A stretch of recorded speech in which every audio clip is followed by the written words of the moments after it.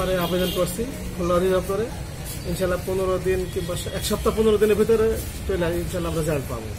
আগে ছিল না, এখন আমরা করছি আর কি। এটা কি জানতেন আপনারা লাইসেন্সের ব্যাপারে?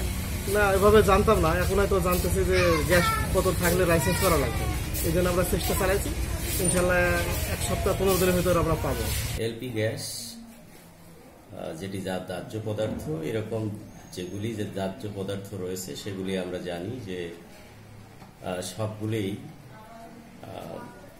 যে কোনো আলো, যেমন ম্যাচের কাঠি বা দেশলাইয়ের যে লাইট, দেশলাইয়ের লাইট, তারপরে গ্যাস,